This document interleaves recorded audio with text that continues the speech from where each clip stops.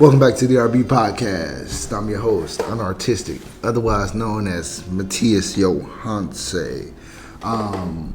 Today, we got a very special guest. We got my boy here, my cousin, my blood, you feel me? Kenneth Randall. You got a new name. Let's go ahead and introduce yourself real quick. So, I'm Kenneth Donnell Randall, to start it off. That's what I identify, you know what I'm saying? Yeah. And that's the way that I'm going. But I've been known for many names, Keno, my dogs, they call me Keno.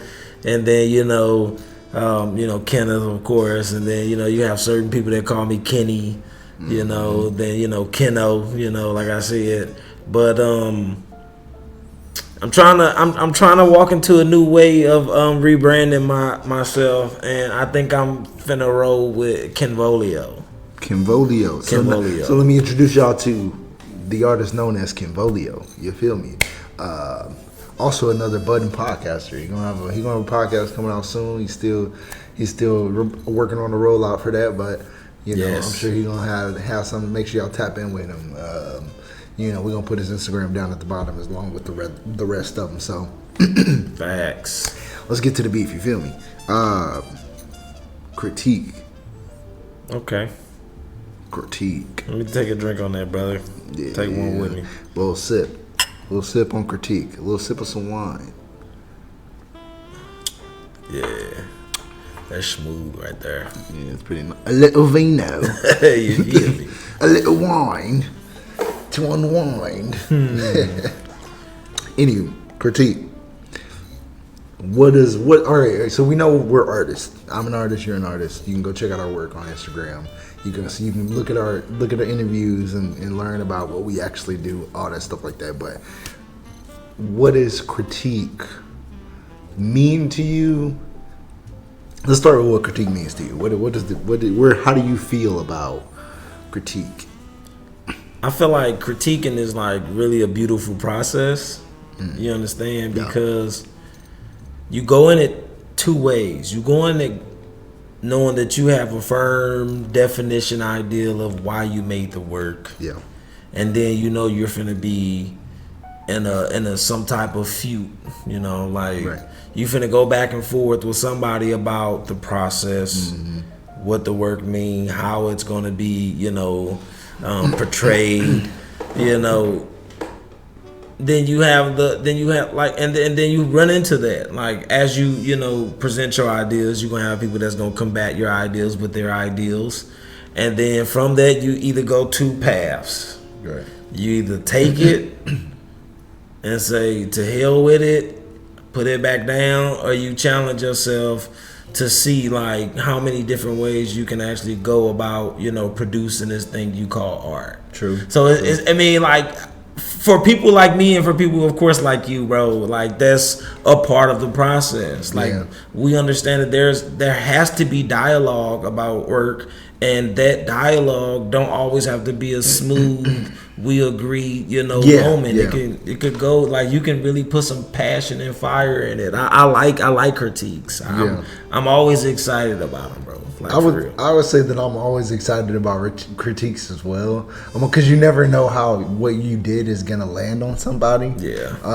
So I could go into a piece, and honestly, like, I don't know, you never worried. Yeah. But I'm never worried that somebody can be like, oh, that's trash. Facts. I don't think I ever got that critique in my life. But I think that, the nervousness of not knowing if the message gets through is kind of a good feeling to kind of be like, okay, damn, I wonder how it's really going to land on you. And then I think, like you said, it's a really beautiful moment. It's kind of magical when you kind of get what the audience got out of it versus what you put into it, you know what I'm saying? And, little art history, Marcel Duchamp, he had this concept called the art coefficient. You and I have talked about it. It's the intersection between artist intention and audience reception. Okay. And it's just that point. And it's not like you can be like, oh yeah, that's it. That's what the artwork really means. That's not what I'm saying. It's really just a moment in which you find the overlap between them. And then you can, once you realize the overlap, you can also realize the disconnect. And I think, like you said, it helps you strengthen. Like, you either gonna go with it, or you gonna find a way to navigate around that obstacle that somebody has now created for you in the art of critique. And I think that that's another thing. It's an art. Like, I don't know if you agree, but I think that it's definitely an art in terms of most definitely how you give it. You know. Yeah. I don't know about you. So I mean, all right. So look, you know, I guess, you know, when I think about it, I'm like, you have those two critiques. It's like you have that one that's going to inform you about what you're doing, and then you're gonna have that one that's challenging you on what you're doing. And that one that's challenging you, they are rarely satisfied with the answer that you give, because they'll always find another way of looking at it that you didn't look at it. You know? That shit is like, I ain't gonna lie, like, at my time at Pathfinder, you know, taking class with Kate, you know, really like being challenged, it's pretty dope, bro. It's pretty dope, and I didn't too much care for it at first, because of course I wanted to, you know, come knock out my show, right? You know, see the city, go visit some galleries, you know, actually be able to network and stuff. But I'm still being challenged, bro. We're a week and a half away, bro, and some of those critiques that I've had are still like making me want to make more work. So they're healthy. Like, it's something about a critique. Hey, applause on that. Applause on that. You feel me? We got to get the applause on that. You feel me? You got to make sure we know that critique is a good thing. It's a healthy thing for artists. It's not like when you, like, people, a lot of artists I think are afraid of critique. I think also, you know, for it to be a big stage for critique, I think that social media kind of takes away the rigor of it, because it's like we were just saying, it's an art to it, but it's also rigorous. It's like it's a thing that if you're a real artist, you've survived a real critique.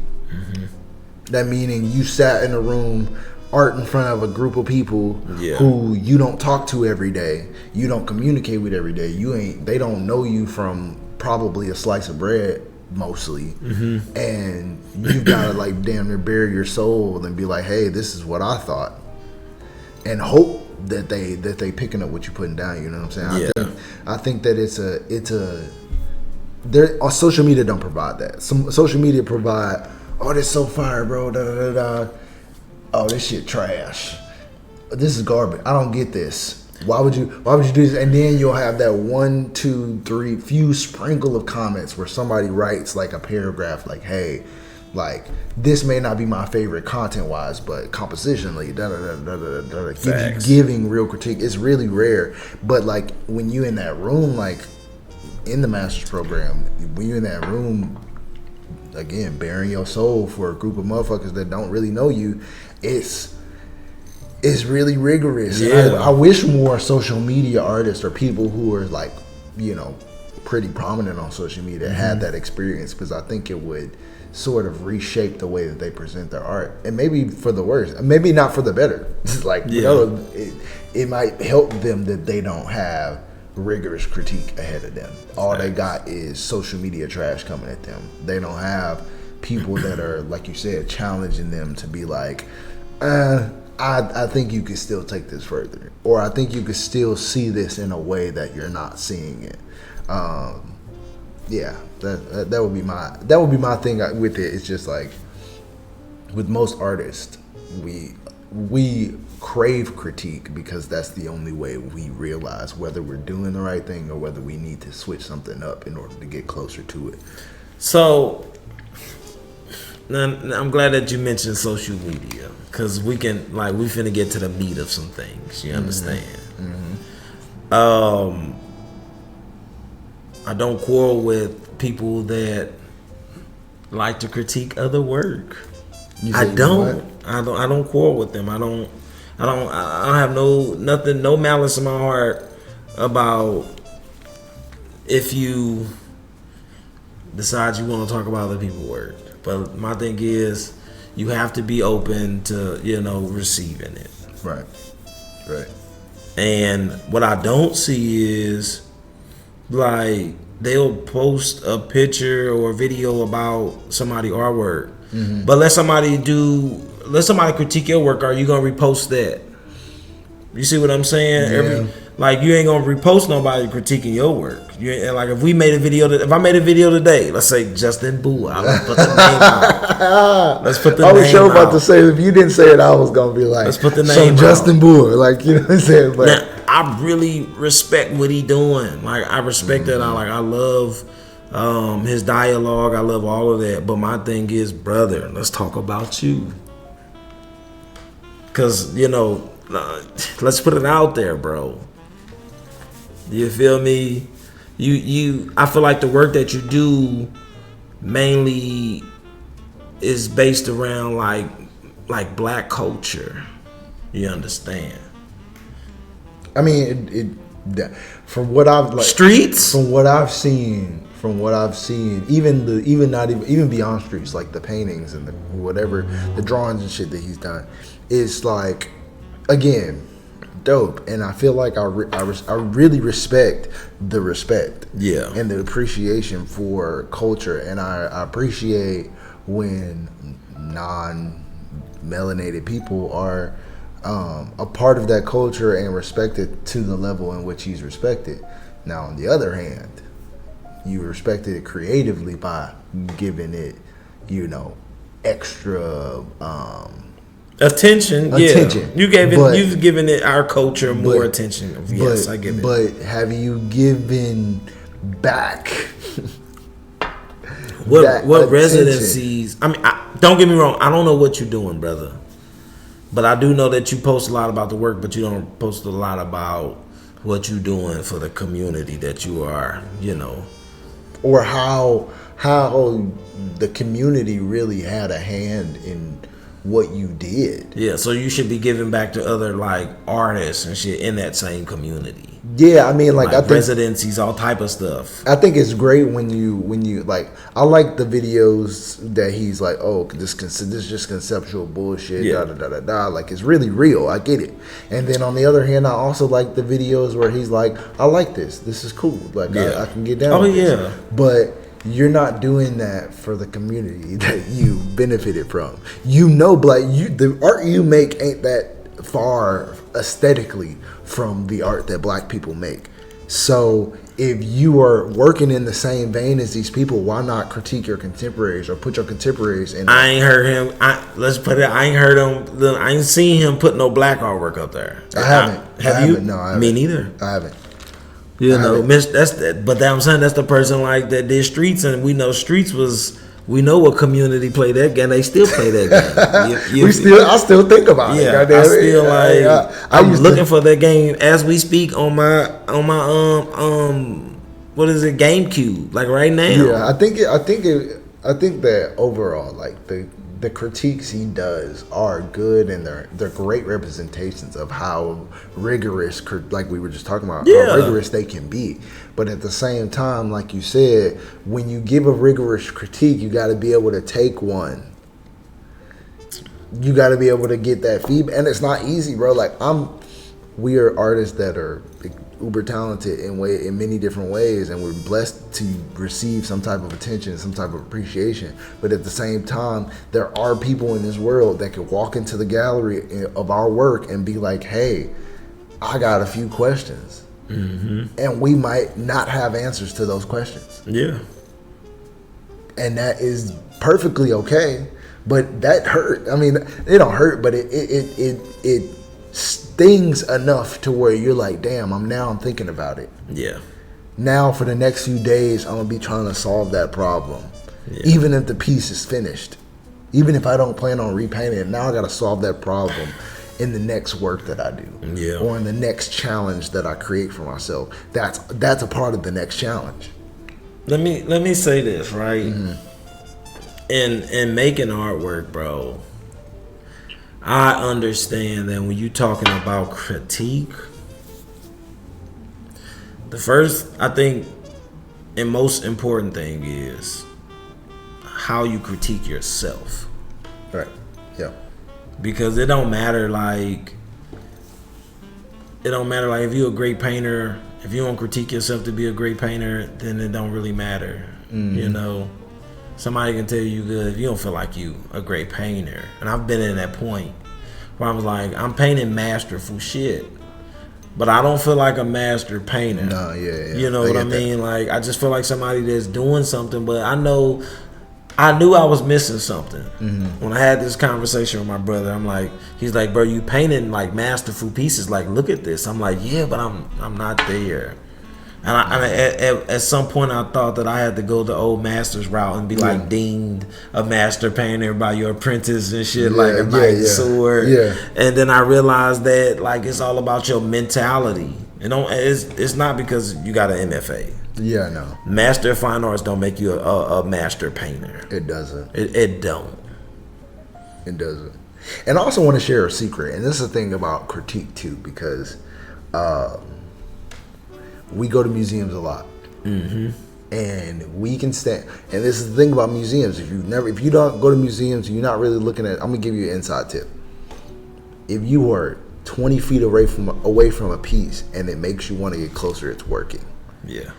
Now the caveat to that is when you get closer, it may not look as good as it did 20 feet away. Facts. And there's plenty of painters, to your point, where I'm like, oh, this is a good painting. And I zoom in. And I'm like, oh, these are mistakes I would never make. I don't do that shit with Candy Wiley. Yeah. I don't do that shit with Titus Kafar. I don't do that shit with certain people of that caliber. But when I see some work and I'm like, ooh, this is kind of fire, I zoom in. Yeah. I'm locked in. Like, you immediately got my attention from the first moment that I laid eyes on you, sweet painting. So so the tip is, bro, like, if it works from 20 feet away, then it works. But you can't expect, but that doesn't mean that person is a great painter. Facts. It doesn't mean that person's a phenomenal painter. They made a great painting. Yeah. And a great painting doesn't always have to be the most fluid, masterful painting. Like I said, 20 feet away, if it works, if it makes you want to get closer to it, then that's working in a lot of respects. But y'all gotta realize that when you get close to that mug and you start seeing pieces of that canvas through that paint, that's some shit you would never see in one of my paintings. Facts. That's some shit you would never see in one of my paintings. You might see every now and then. If I did it, then that means I didn't really care about that moment, that particular moment of the painting. If something is not finished, if my edges ain't clean, all the shit that means I didn't care about that right there, and I did that intentionally so that you would know that I didn't care about that moment. That's just how I paint. So that down to just the nitty gritty of critiquing when you're in a museum, it's a multifaceted sort of art form. Critiquing is. Yeah. So I go to a gallery. I stumble upon this beautiful painting. I immediately detect this painting as something that has to be created from the soul. Most of the time, my soul has to cling out to a painting, and there has been, like when I was in Kansas City Art Museum. Yeah. Like when I seen this El Greco, my soul just leaped out. You understand? Yeah. Like my soul leaped out. Like, hey, go dissect this painting, because I ain't seen no other El Greco. I think the St. Louis Art Museum got an El Greco, but I'm not too sure. Yeah. They might, yeah. But like, even still, like now that I actually know that this painter like influenced me, I look at it like that, and then I continue to. But bro, wine got me feeling good. You got to put us back on track, brother. Oh, if you want me to put you back on track, the track is critique, and I think it's all critique. I mean, when you're in the museum, that's critique. Like, even when, like, knowing, like, you could see a picture, you could have learned about Brock, or I mean, he's an El Greco. I'm sorry, you could have learned about El Greco in college and thought about the painting, thought the painting was hard, and never really like felt inspired. And then when you got in that museum, that moment of being there opened critique in your mind. Yeah. It opened the door for critique, and that's what I think a lot of people miss. A lot of y'all Y'all missing this moment. Y'all miss this moment because you don't go to museums. You don't go to Facts. gallery shows. You don't fuck with artists. You gotta go and see the work in person. When you see the work in person, your mind should be, if you're opening yourself to it the right way, your mind should be opening the door to critique. And I think that that's definitely, you know, where you were just talking about, just like seeing the El Greco and being like, damn, like I'm inspired by this. I want to know more. I want to know more about this and this artist because I'm having this experience in this moment. You could get that on the phone, but not really. So like my thing is, all right, and I'm just picking off where I live because I started ranting and I, you know, fell into the work when I started talking about El Greco. But I think differently. Mm-hmm. I go to the museum. You know, normally we breaking down the process of like how we think he put this piece together. You know, where did they start? If it's contemporary artwork, that's a little bit more abstract way of like how we're gonna have to think about the way they actually did this piece. But I'm just like, being alumni, you know, not too long ago, having to sit through critiques with the work not finished. Rather than sitting through critique where it's like already up and then now we talking about it. Like, which one do you prefer? Which one do you take more out of? That you know, there's something to think about. I mean, yeah, that's true. Here's my thing. Like when I critique work, because I do this a lot with my daily job. When you critique work that's in progress, the problem is, especially if you're a teacher, is I'm giving you a critique a lot of the time as instruction, as this is how an audience is probably going to read it. Mm-hmm. So you might want to make some adjustments, this, and this way. Facts. I don't care exactly how you make those adjustments, but you try to I think that especially in an undergrad situation, you should definitely try to make those adjustments just to see. Even if you don't agree, you should just see. Yeah, and that's just a healthy part of it. But I think that that's the problem with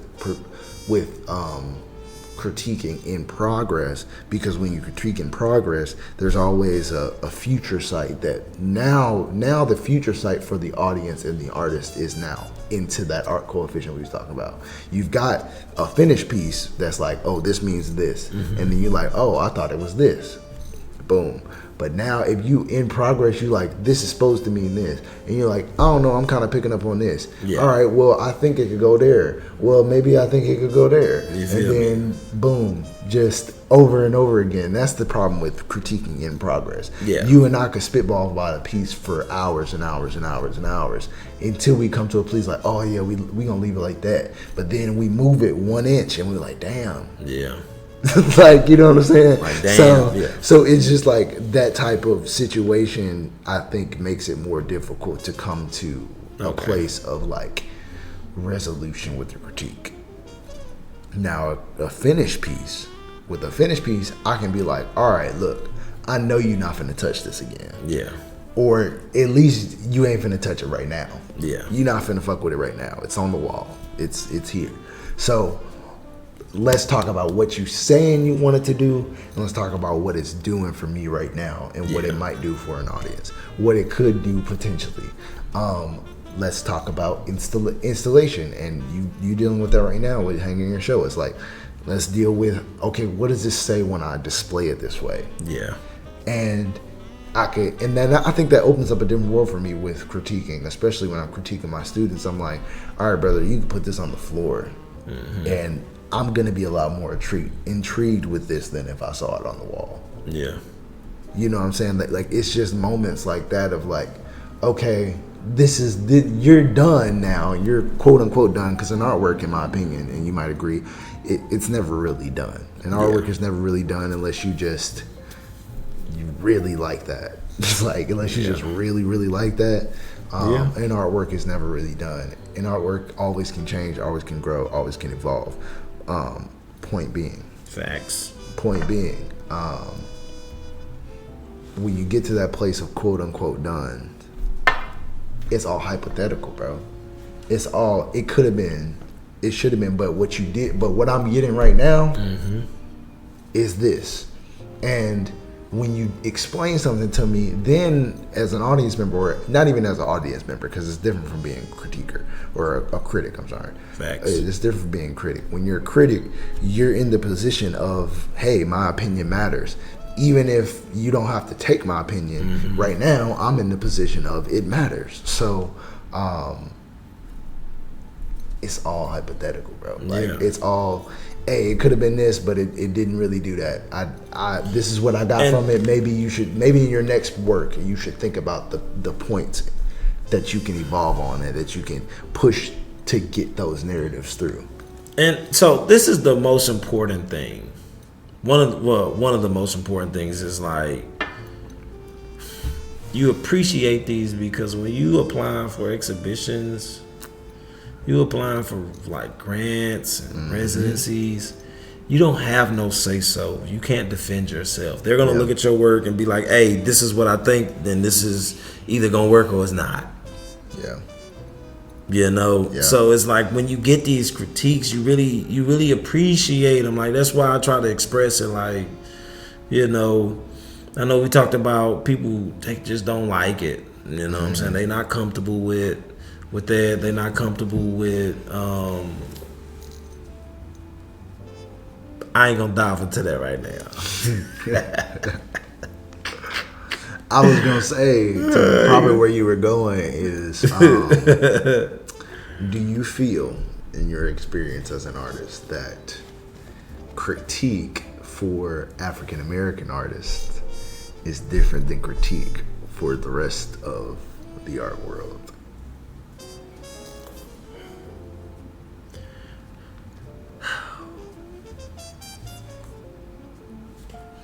Damn, because it's like, bro,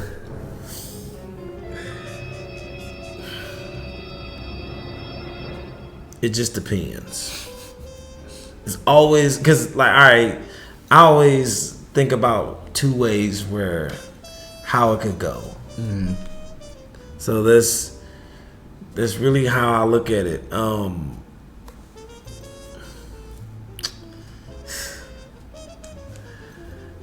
I don't think people understand black people.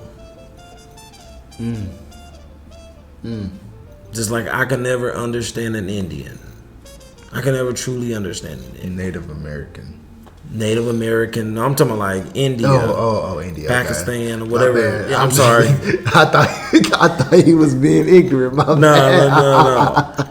I can never understand anybody from the Jewish community. You know what I'm saying? I can never understand anybody Not fully, yeah. You know.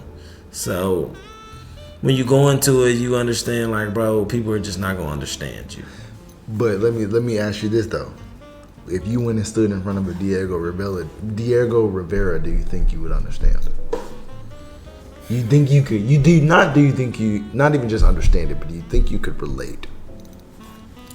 I probably won't be able to relate. Just depending on what he making his work about.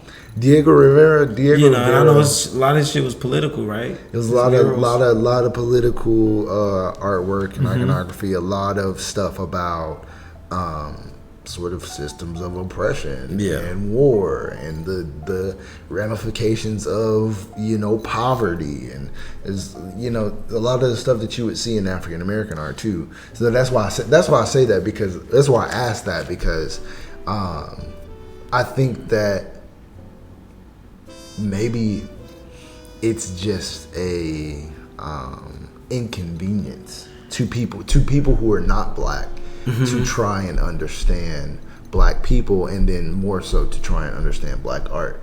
See, so like with Diego, I probably don't sympathize with him, but I probably empathize with him. You know what I'm saying? Like I can't tell you I understand. I know what you fully what made you want to do this work in the first place. Yeah. But I know that I've been a part of an oppressed people. I know that I've, you know, dealt with a lot of shit. My great grandma dealt with a lot of shit. So that's when the soul kicks in and say, hey man, we got soul ties, bro. Yeah. Like, we understand that y'all hurting, we've been hurting. So I can empathize with the work.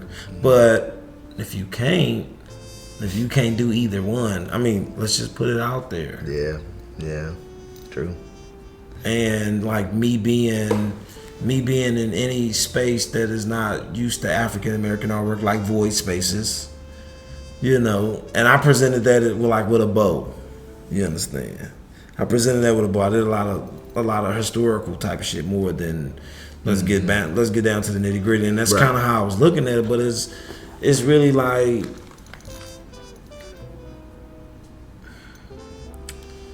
yeah, bro. We be on our own with that shit, and unless we got somebody that understand us in the room, that not just being there is not enough. Like somebody that can like really articulate their thoughts and know what it means and actually be able to decipher that into language.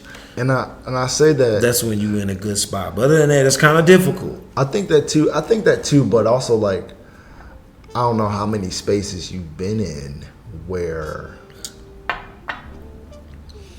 unless they were your peers, and already your peers, there's been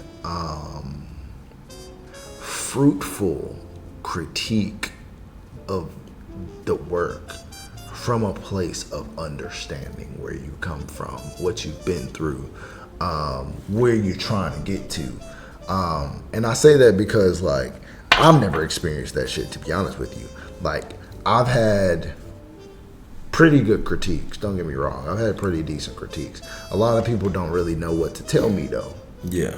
Because my work is it ain't just like, it's at a level that nobody can critique, but I'm communicating the message in a way that is not meant for everybody to just immediately get. Facts. I wouldn't want, if you immediately got it, that would be fucking boring. Yeah. Like, it wouldn't be worth you spending your time coming to see my work.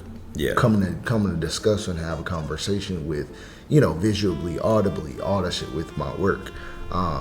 So I think that, like, in terms of critique, I've never had a critique where somebody from my community or just a black person who understands the black experience really gives me a fruitful critique outside of us. You know what I'm saying? Our circle don't really count in that matter. I mean, just out in the world. If I go out and show, if we go out and show our work, which we've done. Yeah. What people tell us, oh, this is amazing. You guys are great. Hold on. The last show we did, motherfucker came up to me and said, "Did you paint those out there?" I said, "Yes, ma'am." She started crying, brother. She said, "What can I do to help?" I said, "You doing your part, goddamn." I mean, I was like, judging by the moment, and I know this may be off track a little bit, but like when you're talking about critique, you really understand that, like, a lot of people are not informed about what we you understand, go through. Yeah. And it's like, it's not, I don't know how to document my childhood to the point where you understand, like how did you go from that to this? Like in what way? I seen this little video where they say, hey, take 5 steps forward if you had 2 parents in your household, and then everybody move in. Take 5 steps forward if you never had to eat noodles or never had to eat cereal for dinner. And then I'm just paraphrasing now. Yeah. And then and you look back and then only people there is the black people. And a couple of white people that's not privileged, but it's like mainly all black people. And then they say, hey, just wonder, just if you could wonder if everybody had to start at the same playing field and then work your way up. So it's just like, I mean, just shit like that. Yeah, I have to think about that. It is. I mean, I think that one of the feedbacks that you got in the critique that we talked about, and I was like, you're asking me why these figures are here, and I'm the only figure here. Yeah. I'm the only black figure in this room with you physically, and you're asking me why I want to paint black figures? Yeah. Why are they needed? What you doing commands so much more attention without the figure. Without your blackness is more than your body, more than your blackness. So, how I, Which it is, but and that was. Let's talk about that. Yeah. Let's talk about it. Let's put it all out there. You feel me? I went into the critique knowing that, first of all, the critique should have been at the later of the year, like right before we started doing our installations. Like, why would you critique us right when we get there? I think everybody should get at least 2.5 weeks of like working in a studio before we do some critiques. Yeah, true. True. But we do the critique. I got all this figurative work, and I'm not saying like some of the classes that I've taken kind of like helped me move the way I'm going to do my work, but a lot of it was figurative work, and I started to transition to larger canvases, and they see this canvas and they like see all the other work, and this the only canvas, this large canvas field of black with this black woman playing this violinist. It demands so much attention. We saw what happened my first summer with the Sasha project. Yeah. And because it was presented totally different, it demanded so much attention more than everything else. And like we said, everything else meant the same thing. It was all about blackness. It was all about invisibility within with the Western world, within America, within everything that we've invented, everything that we've inspired to be, everything that we've accomplished. You understand? And that's what that was really about. And I took the position of a proud black artist in this critique, because I'm like, what do you mean like paint without the black image? Yeah. Like, what do you mean? I'm like, look at this, look at the room. Me being here, me being the only African American, from what I understand, at least with the low res, is always at least one African American. Yeah, it's rarely two. I haven't heard of that. Yeah, no. So that means I'm coming in because I add some type of cultural background, some type of perspective, and I'm adding it at a high degree. That's what PAFA, that's what they bring in. So I just it's like, if I tell you that this is important. Like, it's important to see this, and then it's important for young black children to see a black artist making black figures. They need to see this. I have nothing against abstract. I have nothing against expressing yourself through shapes and colors and all of that.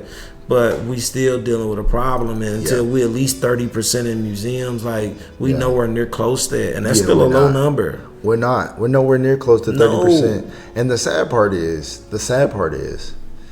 that there's rarely any. There's so many non-black people that make the same type of imitative art. The work that they do is like carbon copies of some shit that you've seen on Pinterest. Facts. I've not met that many. I can't count, but there's not a whole lot of people, or black artists I've seen whose work looks like somebody else I know. Unless they copying that Basquiat bullshit, there's not a lot of black artists. Unless they looking at Kahindi Wali. It's two ways. You either gonna go Basquiat or you gonna go Kahinde.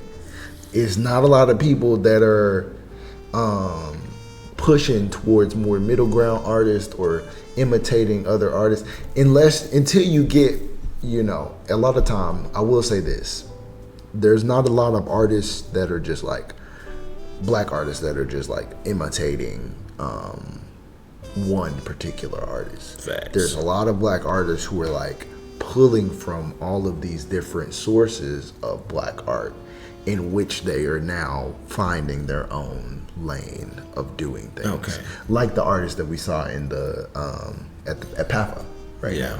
Like, we went into the artists after the third piece. We was like, okay, I see Kara, I see Kahinde, I see Carrie, I see these artists, and I see a little bit of what's the collage artist? The I can't think of his name. Not Gordon Parks. No, collage. Not photography. I'm sorry. You drew him. What's his name? Romare Bearden. Romare Bearden. Yeah. I saw a little bit of Romare Bearden in his work too. But it just all meshed together into this, whoever this guy is. I don't know his name. I know that's bad of me, but I don't know his name. I'll put it I'll look it up and I'll put it down below. You'll see it. But the work looks great. However, how it was done, we got our own critique about how it was done. Yeah. And like the process of creating that. Like we got our own opinions about that. Okay. But as far as like conceptually, right? Like we saw the connections between these other artists and we saw, okay, yeah, I can see the quality in this. Yeah. I can see the value in this conversation he's trying to have with these different things. Facts. Despite our opinions on the process of creating these images or why he chose the images he chose and all that stuff like that. But all that to say, like, you don't, like, what type of, who's critiquing him? Yeah. Who's critiquing him? Yeah. Tell me, like, there's people probably writing interviews or writing articles about his work, but tell me who's critiquing him. Who's telling him, all right, brother, like, maybe too many naked women. Like, maybe too many. Are you talking about William Villalago? Yeah. That's what I was talking about. That's what I've been talking about this whole time. Who's critiquing him is my opinion. Like, is my question right now. It's like, who's telling you, who's giving you the feedback of like, hey, brother, like, this is doing this is doing that. Because by the time we walked out the gallery, I'm just like, I don't know whether I should be like inspired by art or goddamn me feeling like sexually confused about the female form or something. I don't know. Yeah. Like it just like it put me in that position of like I'm ready to ask you questions that I don't know if you have the answers to. And I think that's part of the art of critique, especially when you go see artwork in a museum, gallery, don't matter, exhibition. If you're leaving with, I have questions that I don't know if the artist can answer, you're opening the door in the right way. I think with William Villalago, I'm not gonna lie, I love the work, and I do agree that everybody should be critiqued. I do agree, but that work, I mean, I don't know what he been doing before then. I don't know what he was doing, what he's doing now. I don't. That work, I feel, is fire. It belongs in there. I feel like that is a good representation of what black artwork's supposed to look like. Because I done seen bullshit. Now, I'm not saying I've seen black artwork that's bullshit. Most of the black artwork I see in museums and galleries, and like real galleries, they really be about something. Yeah. I think a lot of his pieces were moving.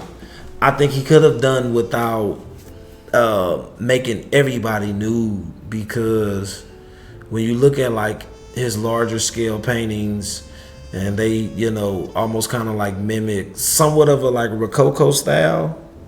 It's like you have like this beautiful scene, these beautiful colors and shit, like everybody's doing something involved, engaged.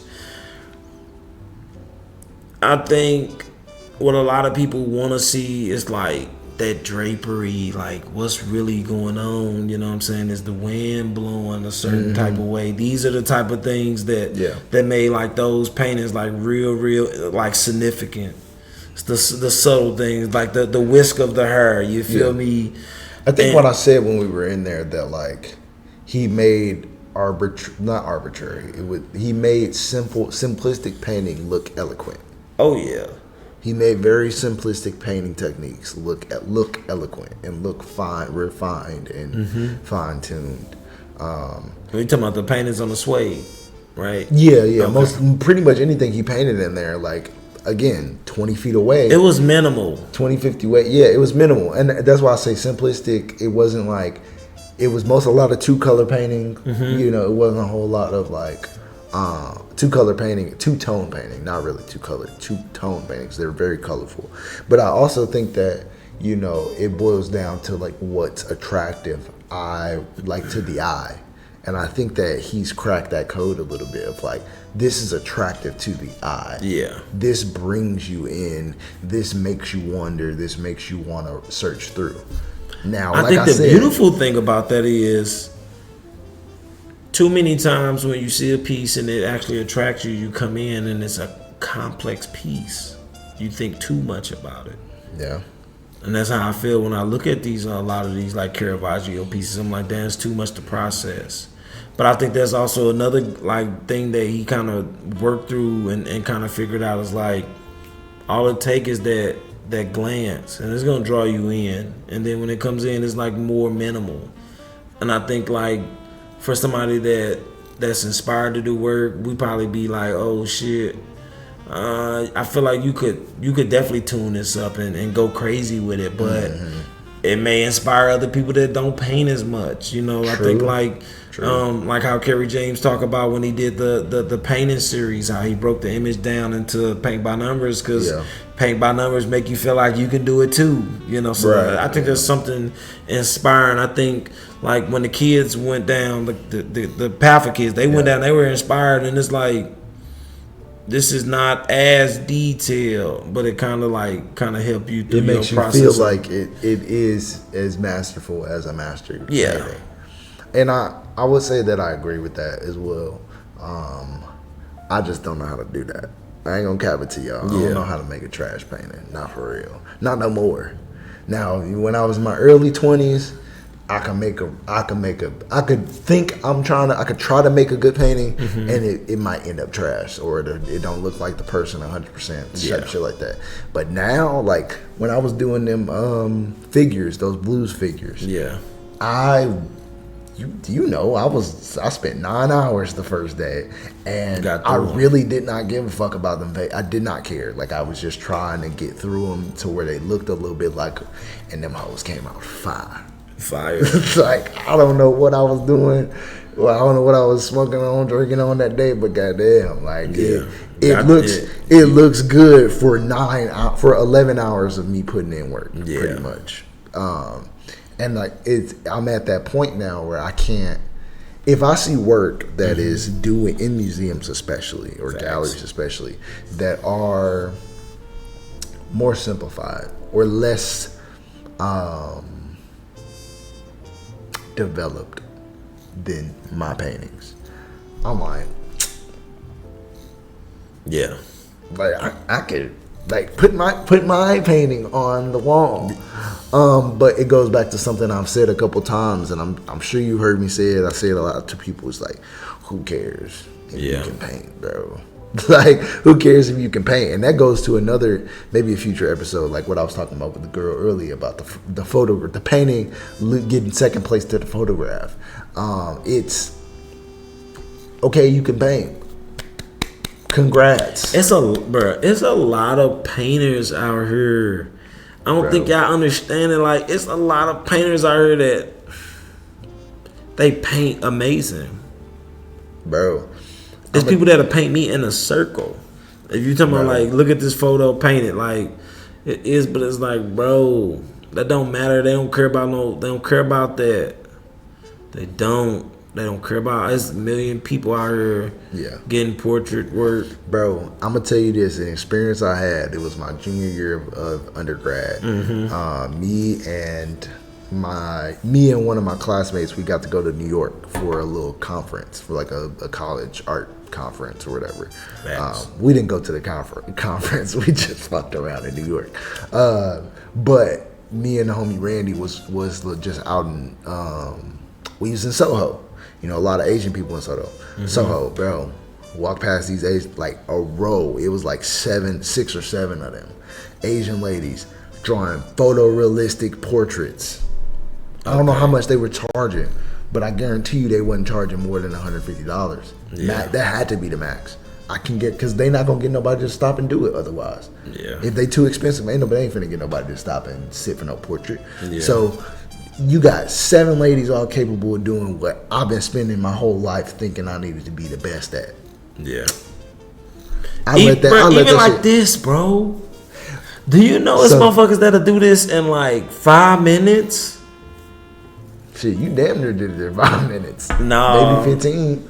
Because I pre-drew it. It took about 10 minutes to pre-draw at the school, and then I came home, and it took about another like 10 minutes to finish. But you gotta think, some people will look at this and they'll be like, bro, it'll take me 3 hours to do this. Facts. But here's also the thing too, and this is something I think is a value in art, and just speaking about critique and critiquing artists and critiquing work ethic and level of talent and skill, not even just talent but skill.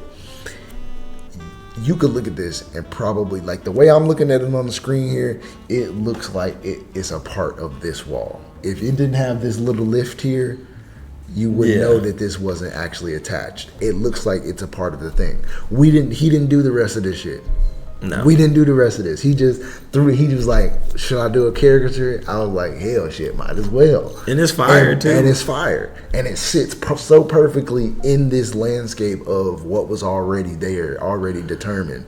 And you wouldn't even know. We could have been like, yeah, this whole wall was done by Keno, and you probably would believe it. Yeah. Or you could be like, this was already here, and you'd probably believe it just because it looks like it fits together. Not all artists can do that. Yeah. Not all artists can do that. And that's when and when it comes to critique, especially when it comes to contemporary work, a lot of the time, I'm like, okay, you can paint. Not even contemporary work, just work that's happening now. But you can paint, you can do a beautiful portrait, but can you mold yourself artistically to anything? Yeah. And I think that's what sets us apart from a lot of artists. Not to brag on ourselves, but we are able to mold ourselves to anything, any type of art, any level of art. Yeah. We can do 10-minute, 15-minute drawings, and we can do year-long paintings. Yeah. It's been done. It's been done. I'm not spending a year on the painting, but that's because I haven't had the time. I haven't had the time to do it, but and I'll consider myself a pretty fast painter. But either way, I want to talk about that. What about the David? We got to do that in a different episode. That's a different. That is crazy. I will say. I think that's an episode you got to do by yourself. Okay. Because I think that'd be a great episode for your pod. Like, Okay. Talking about the David. If y'all don't know what we're talking about, go check out his Instagram. It's at I_am_artistic. The S is not an S, it's a Z. Make sure y'all go check him out. You'll see the David on there. If you don't know what a David is, Jacques Louis David. he has a painting called The Death of Socrates. Look up the painting The Death of Socrates, and then go to Kim's page. You'll see the piece that is inspired by that. And then if you like the piece, if you don't know what it means, go to YouTube, type in Nerd Writer. He explains the death of Socrates, I think, quite perfect. And that's kind of where I got my understanding. That's actually why I even fell in love with the piece. Listening to Nerd Writer, he's a very inspiring, writer and author. But that piece is pretty dope. I got a lot of work on my page, like you said, is I_am_artistic, and we're gonna be doing this. We're gonna communion, and we're gonna talk about our work while we up here in Philly, and that's really what the process is about. Talking through it. And so on the point of critique. Y'all just gotta know, man. Like, you gotta be open. You gotta open yourself up to that experience. And it's not just the artist; it's the audience. The audience has to. When you come to see our shows, a pat on the back is great. This is beautiful. Oh my God, you're amazing. Like, that's always well received. I ain't gonna say don't do that. I ain't gonna say don't do it. Yeah. Praise is always beautiful, and it's always well received. It's always loved and appreciated. But at the same time, we got to think about challenging us, giving us something to go home with, beyond just the overwhelming support that we feel. Sometimes we're feeding for that challenge, for that. What's gonna push me to make that next piece, to make that next leap into something deeper, into something greater, into something wider and more varied, into something more specific, into something more whatever. It comes from y'all, bro. It comes from y'all. It comes from the critiques that y'all give us. It comes from the questions that you ask that we don't have answers to. It comes from all of that, and I think that if you all understand how your critique really helps us figure out whether we're on the right path, or sometimes it helps us realize that you don't get what the hell we talking about at all. It helps us regardless, because if we feel like you don't get what we're saying, that helps us be like, okay, how do we help people get it? What do we need to do in the work? Not just explaining, but what can we do in the work to help you get it? And I think that that's a beautiful place to be. I'm always in the space. I think we're always in the space of critique, self-critique, group, peer critique. I'm sorry, because I know we get to that point, but I wanted to talk about something that Michael Gallagher said during a critique. What he told me was, he said, it's important to know other artists because you want to know what crew you run with. You know, if you're making a specific type of artwork and it's somebody else that's making something, or you inspired by that person, or you're looking up to that person, and you know what I'm saying, or you're a great painter but you don't have any direction. And for me, Kerry James Marshall was the person that kind of led me down my path of like figuring out how I want to, you know, navigate the art world and present myself. That's just important, bro. Like, just to think about it, like, damn, it's a crew of us.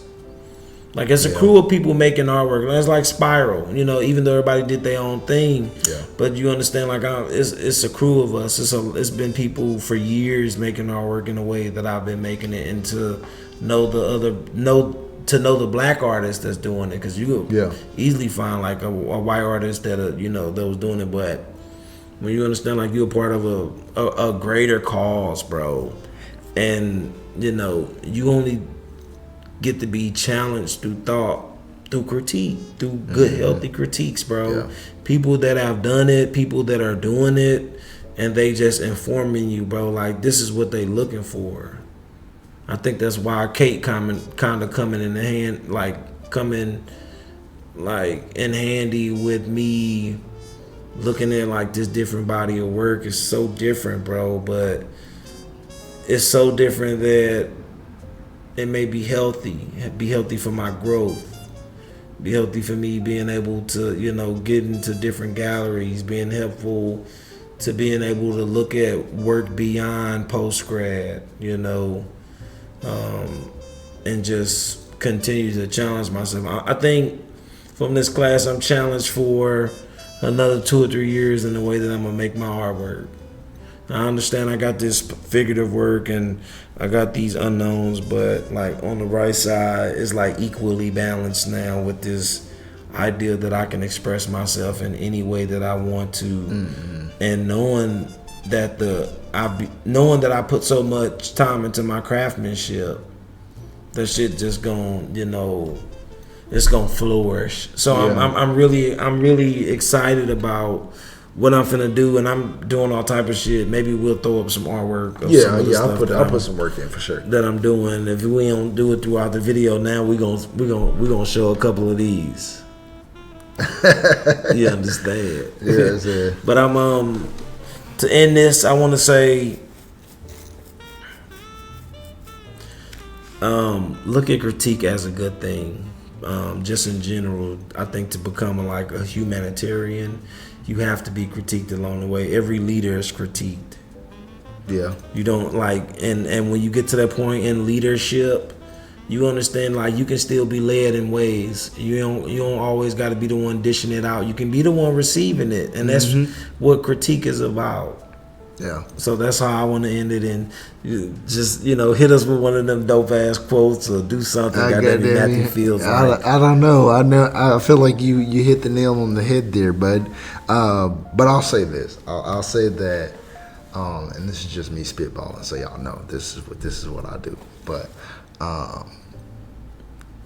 if you're going to critique, be ready to not put your feelings and emotions first. When I talk about your work, or when someone talks about your work, it is not about you. The work might be about you literally, but what I'm saying about the work is not about you. It ain't about your feelings about it. It ain't about whether you did it. You put up 9 hours. Well, sometimes it's about whether you put 9 hours versus 14 or versus however many.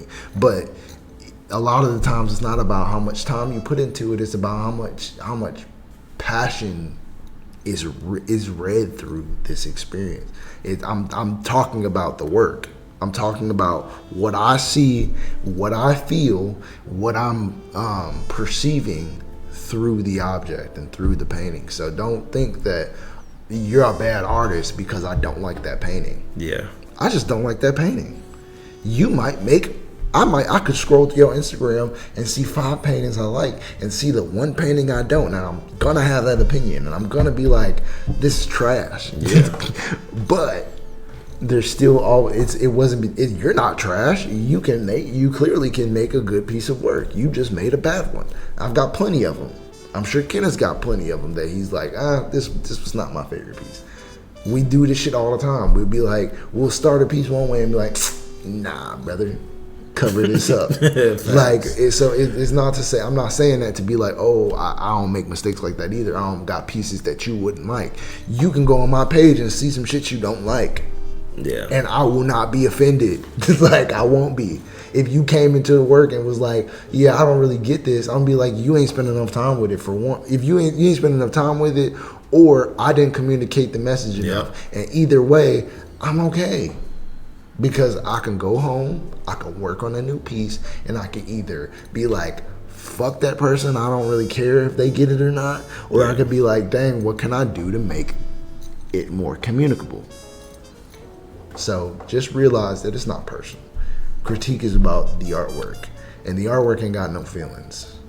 The artwork is, as far as we know, it ain't got no feelings, so don't put yours onto it.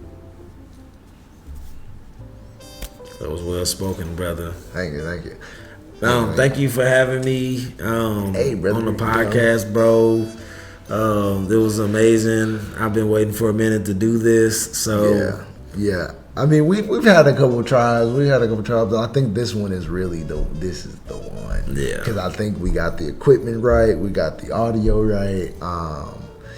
Before we was trying shit. And I appreciate you being there with me along that journey of trying this and getting to this episode where we're feeling like, damn, this is we're happy. Trust me, there's been plenty of critique up until this episode that Kenneth has given me, that we've given each other when it comes to talking about art. So just know that this wasn't just like, oh, we just thought we had some great advice. Like, we built up to this a lot. We built up to this a lot, and it took a lot of like feedback and a lot of receiving and giving, and just it took a lot. So just remember that if you take anything from us, just know that we are always open to conversation. We're always open to learning from other people, learning from experience, learning from life, learning from y'all. So keep joining us, keep growing with us. Make sure you hit up I Am Artistic on Instagram. There's an underscore between I and am, and between am and artistic. It's down below. It's been here the whole video. I don't know if you ain't seen it, but it's been there. Make sure you also check out underscore unartistic on Instagram with a K, not a C. And then, of course, you on the Art Beef Podcast. So make sure you follow us on TikTok, Instagram, Twitter. We're there, Art Beef Pod, no cash, just Art Beef Pod. Also, if you're looking for some smooth, elegant graphic design work, make sure you check out my boy Jordan Crawford. I know y'all see these logos floating around here somewhere on this video, so make sure y'all check out my boy Jordan Crawford. He got us right. He will get you right. It's the art of .jc on Instagram. If you've been in the past couple videos, I've tried to shout him out just because, hey, that's what we're here to do. You're gonna hear me mention Kenneth's name plenty of times after he done been on the pod. So just know that I'm not leaving nobody out on this. Like, this is my way to give back to my homies, give back to the community. We all grow together. This ain't about me. This is about community. If you watch the last episode, the second thing was about cultivating community. So y'all are important, bro. Give me feedback. Slide in the DMs. Hit me up. Email me. Unartistic@outlook.com. Unartistic is with a K. Just remember that. Hit us in the DMs. Go on Kenneth's Instagram. Comment on some paintings. Give us some critique. Yeah. Give us I'm some open critique. for Give it. us some feedback, bro. Like, I love it. like, cause only thing he gonna do is call me and be like, bro, somebody said this on my like. So, bro, engage the work, and honestly, we gonna be. That's just gonna push us to make more and push out more. But we gonna do it anyway. And we're not opposed to bringing you on here and conversing with you. That's always doable. Like, we love to communicate with other artists and pick their brains. And if somebody's open for a good, healthy critique, it don't just have to be your work. We could pull our work up too. Let's do it. We in the yo. We understand. Let's do it. Let's do it, man. We and then also with my podcast, and I'm sure with your podcast, just like you've been doing, I'm definitely gonna be looking to bring in like other St. Louis artists, regardless if they doing fine art. They could be doing like comedy. They could be doing anything like that. I think that's kind of what my podcast would be based off. It'd be based off of more of the like what you passionate about. Let's talk about that, because I'm passionate about something. Yeah, and I mean, we kind of are embracing that too. We mostly deal with visual art because I'm a visual artist and I know mostly visual artists, but we also want to get with the musicians and the creators and stuff like that. But I'm excited to see what what grows from your podcast, especially once you get that rolled out. So gotta get just my make sure equipment. y'all, if you don't follow him on Instagram, you're not gonna know when he drops these things. So make sure y'all tap in with him, because he's very active on his Instagram. He's always posting on his story. He's always creating new work. I promise you, bro. Like, I ain't lying to you. Like, the man is like that. He does it. So.